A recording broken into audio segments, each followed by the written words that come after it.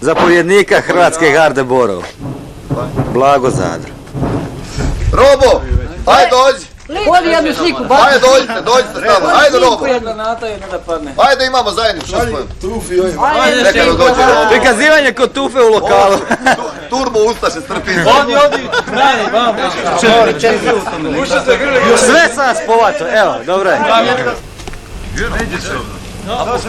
Napušta vojska čovječe, sad Neće, vojska tera ovamo da idu, oni neće da ide. Sad ja nadirem prema njima.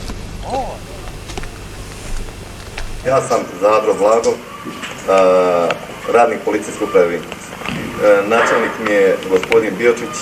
Zahvaljujem se gospodinu načelniku Biočiću što me je poslao ovdje u Borovo da mogu da budem u prvoj liniji i da branim Hrvatsku na ovom području.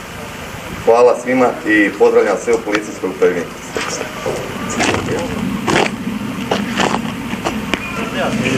Daj 4 tenka skinio.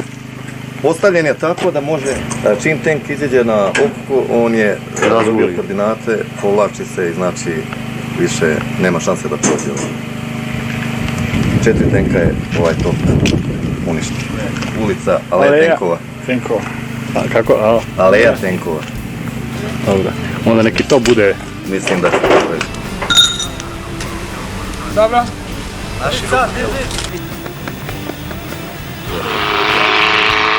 Ovo ovdje što vidite, to je ostatak od Jugoslavenske narodne armije, njihove motorizacije.